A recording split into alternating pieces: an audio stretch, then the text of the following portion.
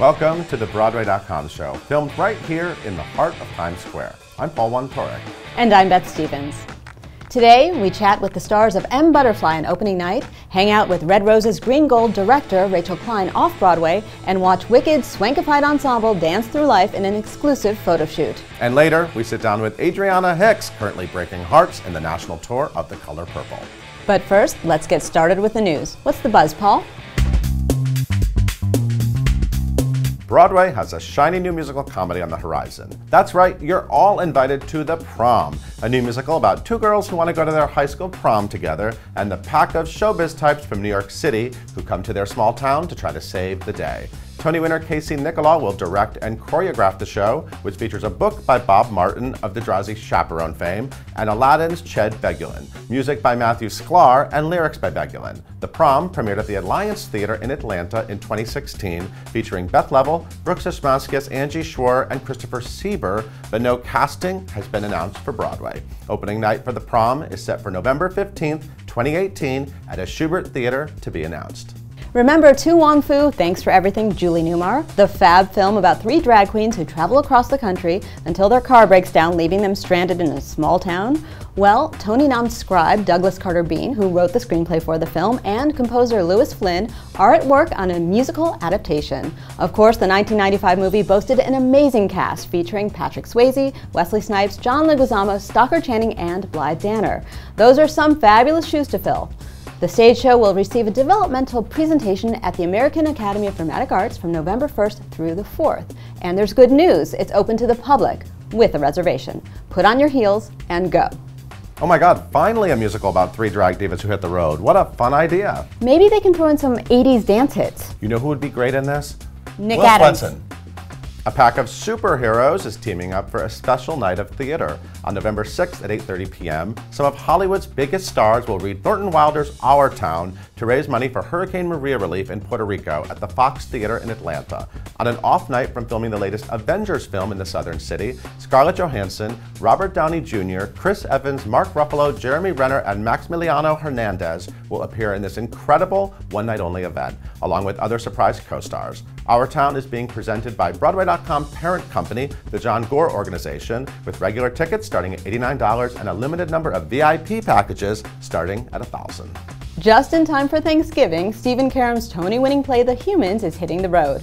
Emmy winner and Tony nominee Richard Thomas, Pamela Reed, and Tony winner Daisy Egan will lead the national tour as Eric Deidre and Bridget Blake, respectively. Thomas and Reed step into the roles that earned Reed Birney and Jane Howdyshell Tony Awards in the Broadway production. The Humans tour will also feature original Broadway cast member Lauren Klein as Momo, Therese Plain as Amy, and Luis Vega as Richard. The tour will kick off on November 17th at the Seattle Repertory Theater. Wait, that's set at a Thanksgiving dinner, right? Yes, they eat at every performance. That's a lot of tryptophan. Thanksgiving dinner every day through next July. Off-Broadway is booming for a number of popular plays. Harry Clark, starring Tony winner Billy Crudup, began performances just this week and has already been extended, now running through December 10th as opposed to December 3rd. Stephen Adly Gergis's Jesus Hop the A-Train has just been extended by 2 weeks at the Pershing Square Signature Center, now running through November 26th. Adding an extra week of shows, November 26th is also the new closing date for Too Heavy for Your Pocket, the latest hit at Roundabout Theater Company's Black Box Theater. And at Second Stage Theater, Harvey Firestein's Torch Song has just received a final extension. It's now set to run through December 9th. Is Broadway next for this rebooted Tony-winning play starring Michael Urie and Mercedes Ruehl? Stay tuned. Get the popcorn ready. There are plenty of stage-to-screen adaptations in the works. The newest film version of Chekhov's The Seagull has landed in the hands of Sony Pictures Classics for a 2018 release. The movie will feature a script by Tony-winning playwright Stephen Karam and direction by Tony winner Michael Mayer. The cast will include Brian Dennehy, Elizabeth Moss, Mare Winningham, and Corey Stahl. Meanwhile, Tony nominee Rupert Gould is set to helm Judy, a biopic about the legendary Judy Garland. Oscar winner Renee Zellweger will play the title role in the film, which centers on Garland's final months, not unlike Peter Quilter's Broadway play End of the Rainbow. No exact release dates have been announced for these, but we'll be sure to keep you posted. When we come back, we hit the red carpet at M.BUTTERFLY's Broadway opening night, meet the stars of Once on This Island, and visit Red Rose's Green Gold's director, Rachel Klein. This week on Broadway.com, Stark Sands talks about his return to Kinky Boots on Show People. Aladdin's Telly Leung laughs with Susan Blackwell on Side by Side. Broadway newcomer Anna Baryshnikov smolders for our cameras, and more.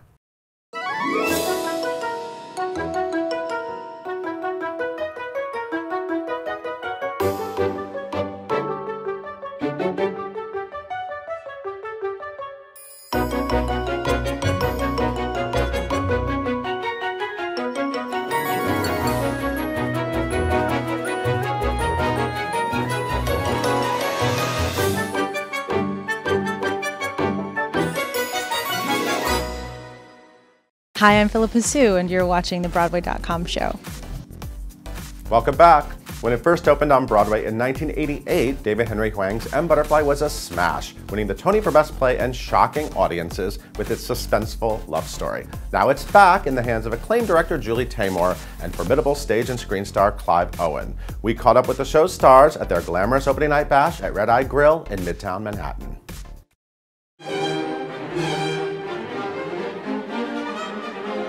M.BUTTERFLY centers on a 20-year affair between a diplomat and a Peking opera singer, which is incredibly based on a real story.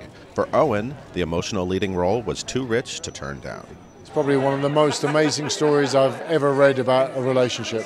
Really, it's two people who create a world for themselves that work for them, and it's the most original, unusual, and then it becomes public and they're kind of vilified for it, and there was something very moving that made me want to do it. Because the original production did quite well, I had a certain amount of trepidation about returning to it. The approach would be to try to create a show that felt fresh again. So going to Julie Taymor, one of the most visionary directors in the world, felt like a very exciting idea. It's even more contemporary now, and you'll see, if you haven't seen it, you'll listen to things, you'll go, oh my God, how could this have been a story that was the play was written 30 years ago, but the story is in the 60s. It's M.BUTTERFLY, but it's a little bit of an M.BUTTERFLY reboot. It's a little bit M.BUTTERFLY 2.0.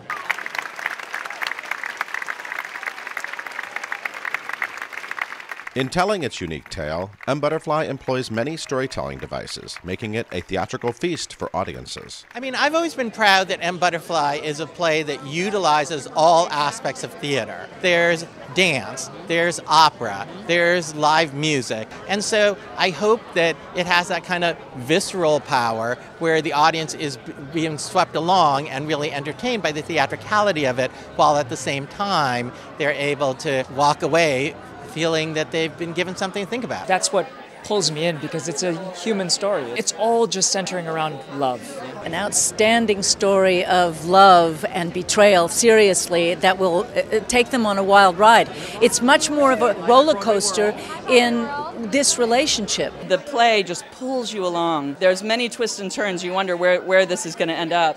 And so I think, anybody who's looking for a really exciting and thrilling time in the theater that also explores the complexities of human relationships would be happy at the court. It's very moving, it's very emotional, it's very theatrical, it's very entertaining, it's very funny. It's a full, rich experience. The stars and creative team of the upcoming Broadway revival of Lynn Ahrens and Stephen Flaherty's Once on This Island met the press this week to sing, dance, and chat about why this musical is so loved by theatergoers.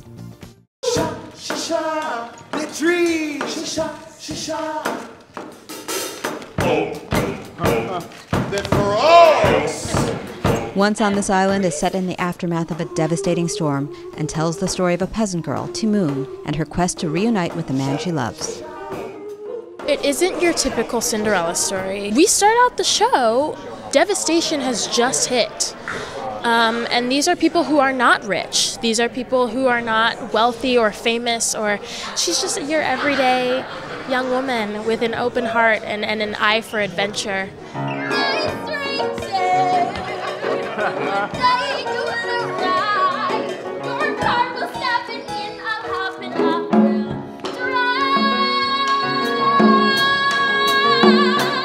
I'm psyched.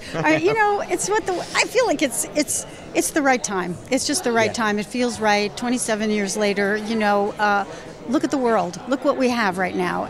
This show is going to welcome everybody in, and it's going to say you are part of the human heart, no matter what they're saying out there. We tell a very powerful message in an intimate way. And that to me is much needed and greatly needed in the wide spectrum of not only Broadway theater, but in theater in general, you know. And so it's a beautiful blessing that we have to do the show. When they get something that really hits them right in the gut of what we're dealing with right now, I think some people are going to walk away with a little bit of healing, with a little bit of inspiration, and a pep in their step, and a desire to just hug somebody, you know? The music and the heart behind the music. It's like Lynn and Steven took time to like bleed their heart into it, and they know how to write a damn lyric to make you, I mean, Timoon, I'm out every night. I'm just like sobbing. When you hear the music, it just sends you off into some other spiritual plane that is not of this earth, and it's just one of those miraculous pieces of musical theater. I think that Lynn and Steven have this way, I often say it's kind of like Stevie Wonder. It's like they know how to put the chords together that pull at your heartstrings or to evoke joy.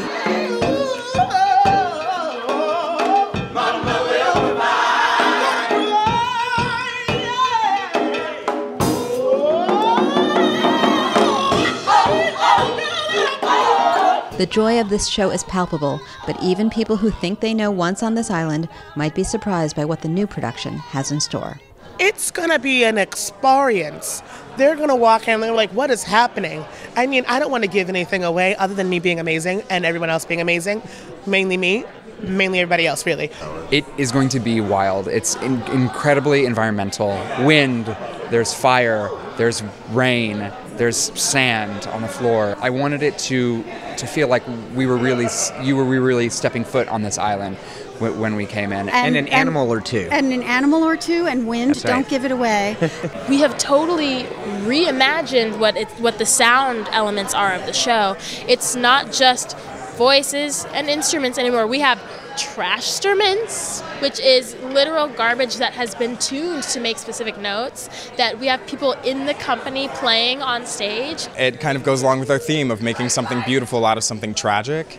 So we've made these instruments out of trash, and we'll be playing them throughout. Ooh, it's some good stuff. Oh my God. Way beyond anything I would have thought of for the show, and I absolutely love it. I'm very excited for you all to come and see it. Check us out. And I'm glad that they didn't revive it until now, because then I get to be a part of it.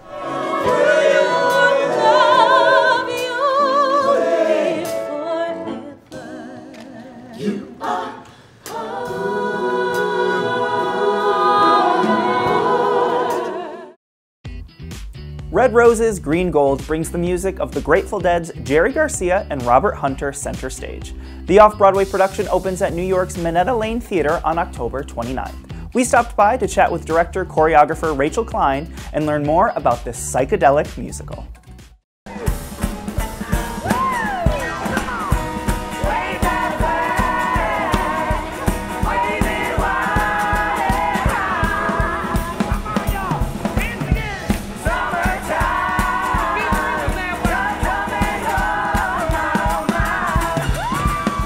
Red Roses, Green Gold is a completely original story. It's set within the sphere of what could be Robert Hunter lyrics. The music is all very lyrically driven, and it's very character-specific, plot-driven folktale.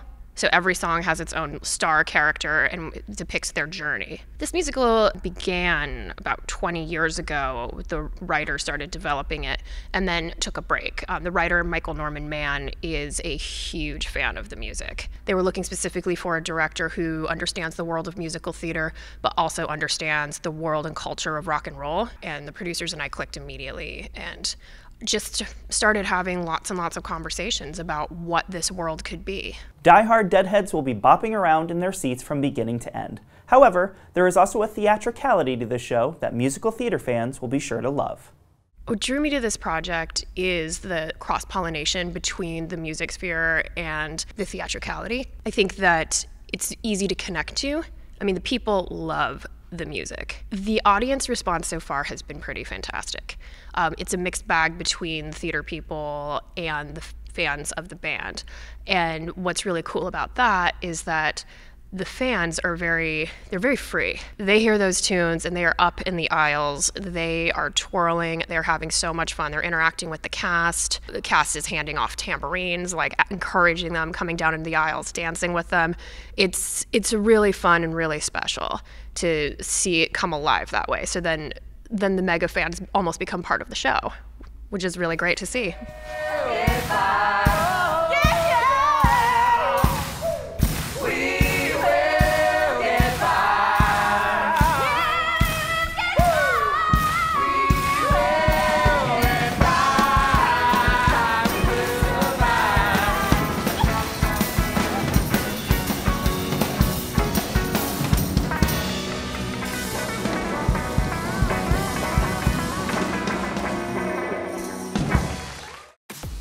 As Broadway's Wicked celebrates its 14th anniversary on October 30th, we decided to shine a spotlight beyond Elphaba and Glinda and onto the Ozians, Shiz students, and flying monkeys to keep the show moving, the hard-working ensemble. Broadway.com photographer Matthew Murphy recently gathered the triple threats in his studio for a stylish, high-flying photo shoot. Take a look.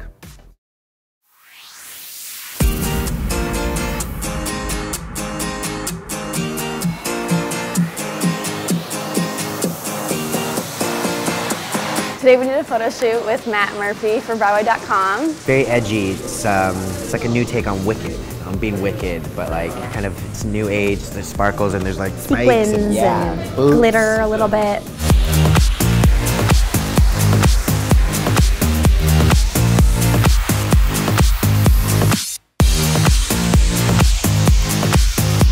My outfit's pretty cool. I mean, it's nothing I've ever worn before, so I feel like totally awesome. I look really cool. My hair is funky. I would have never thought to tie a trench coat through my belt loops. So, you know, now I have something to go home and try.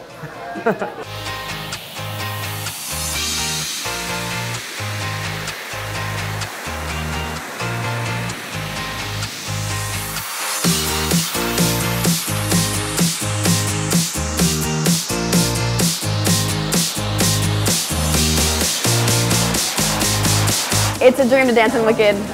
The choreography is so fun and kind of quirky already, and so to be able to be on a stage in such a grand show is a dream come true. It's so fun. It's so lucky to be able to dance in it because the choreography is so fulfilling, but we're also actors in it. We tell a story every night. The choreography really like perpetuates the storyline. It's not like we stop and do a production number. It's very much a part of the story. The dancing in Wicked is very unique. It's very stylistic, and it's very timeless.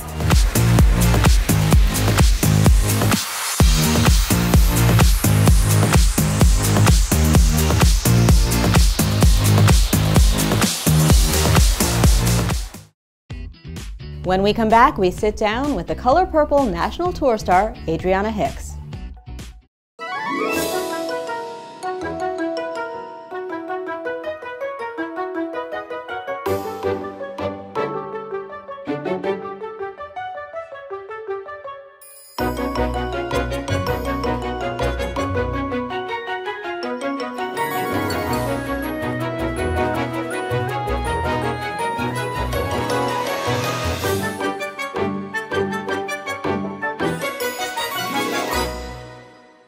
Broadway alum Adriana Hicks is starring as Celie in the national touring production of The Color Purple. Hicks recently stopped by our studio in Times Square to talk about taking on the demanding role and bringing the Tony Award-winning production on the road.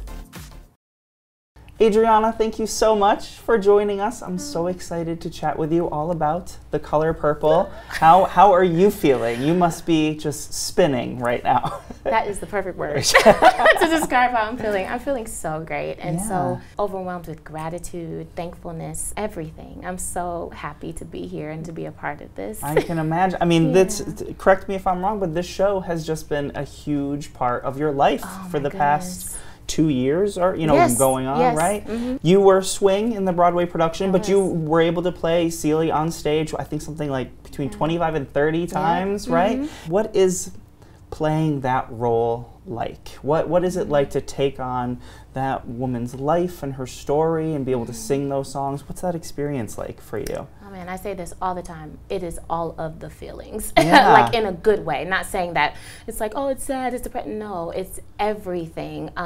Yeah, my experience has been a long journey. It's been a huge journey, a huge process, and it's just, I'm overwhelmed at how wonderful every single time has been, and I've grown, Right. and just trying to find it for myself even more now is just amazing, and it's great. It's a wonderful process. Right. Yeah. Obviously, Cynthia Erivo was a huge deal while she was playing and wins the Tony Award. Is there a lot of pressure to make sure that, you know, like there are people that liked the way Cynthia did that role, but now it's in your hands. Is there pressure there, or are you really comfortable with where you're going to be able to take the character? You know what? I'm actually okay because I get it. I get it. Right. She did an amazing job, and it was so wonderful to get a chance to learn from her. Actually, and I want to honor the piece, and I believe that in this business, what we do, we have to take on what is given to us and make it our own, do what we have to do, and there are opportunities for the pressure to be there, but I have really enjoyed this ride so much that it hasn't even occurred to me. But yeah, I want to do honor to the piece, and I know that I have to remain focused on the role because now I'm getting ready to fill the shoes of not just her, but all of the amazing women that came before her as well, you know, and I've learned from each and every one of them, so it's been an honor, and yeah, that's how I feel about it. Before you became involved with this production, how familiar were you with the book or the movie or the show itself? Yeah, well, I knew the movie whenever I first started on Broadway, and that was my first Broadway show, so that was great. It was like, I need to read the book again, you know. It was all of that, and yeah, I just knew about the movie, and now I've gotten more into the book because that's literally what this production is. It's more of a display of the book, which is so awesome. Just keeping to the essence of what Alice Walker wrote. It's amazing. Right, and for anyone that is familiar with the movie or the book but hasn't had a chance to experience the musical version of it yet, what would you say to these people about the music they're going to experience in this show? Because the music is just incredible. Listen, get ready to be revived. That's what I have to say. It's gonna be this, even whenever I was doing it as a swing on Broadway, and I'd seen the show several times and been on several times, and still, every time I had the opportunity to watch it from the audience, I was wrecked every single time. It never fails, just because we have brilliant writers behind it and brilliant people who are performing the show. So yeah, just get ready. Right. I think you're so fortunate in the fact that you get a couple people from the Broadway production coming along on this ride with you. You have Carla R. Stewart, you have Carrie Compare. Is it comforting to have them along with you for this journey? Is to take a piece of home with you, in fact, with it? Yeah, absolutely. They've always been sisters for me. Right. Even on the Broadway production, they're just lovely women, strong women, powerful women, and I love to be surrounded by that, especially playing something as demanding as Celie, you know.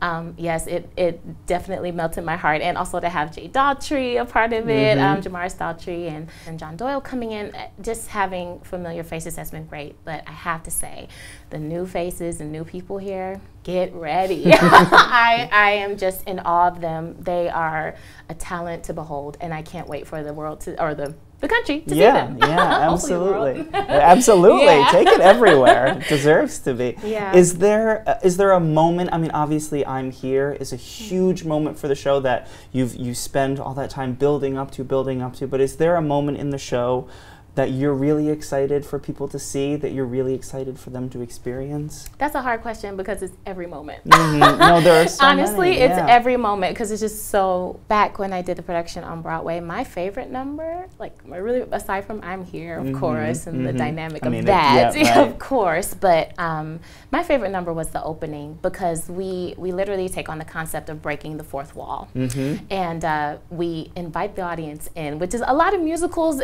There are some musicals who do that, but this one is different because like we're going to church and hello, we used to shake hands with people in the audience and wave, and it just creates a sense of relaxation and creates a different presence in the room. So that number has always sparked a fire within me. I love that number. Yeah. Right. And I mean, Celie is this, it's a very demanding role that requires you to pull from all different sources. How do you make sure that you maintain you know, Adriana's health while at the same time being able to give everything you've got to Celie? Where do you find that balance? Yeah, I think it's just going back to living in the moment and just separating myself from that, knowing that this is just what I do. It's not all the time who I am. And Adriana definitely has some things that Celie, I definitely relate to Celie on so many levels, but at the same time, I think that that's the beauty that I get to have in connecting us together, but trying to break that and remain Adriana. I'm still learning that process as well too, because I haven't performed Celie every night, 8 shows a week like I'm getting ready to do, and on the road. So that's something that I'm excited to discover, but whenever I was on Broadway, it was very easy for me to do that, actually, because part of me was a relief, like, whew, I did it a night, great, I might go on for Squeak tomorrow, or, you know, it's done. I got through it and I survived, and I'm excited to see how Adriana's going to change, how I'm going to change on the road, playing it every night, but yeah. Absolutely. You talk about the road. What thrills you most about being part of a touring production going all across the country? Oh my gosh, the people that we get to love. And with this musical, I can't wait to see the faces of the audiences and the reactions that they're going to have for this show, because it's so powerful. It's just what it is in its essence. Yeah, yeah. What do you hope people experience when they come to see the national tour of The Color Purple? Yeah, I hope that they experience breakthrough in any area of their lives where they feel like the darkness has just superseded what they could imagine.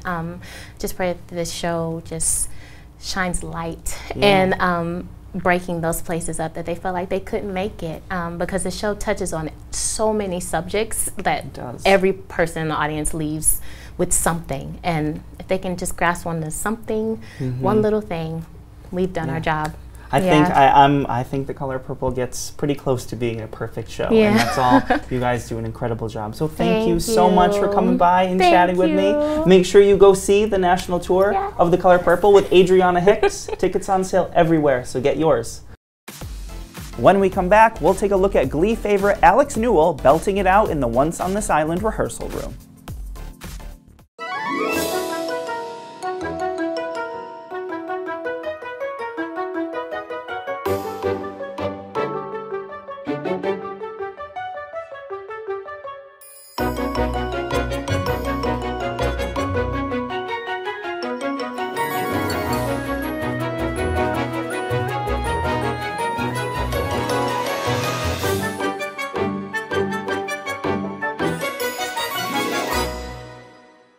Hi, I'm David Yazbek, composer of the band's Visit, and you're watching the Broadway.com show.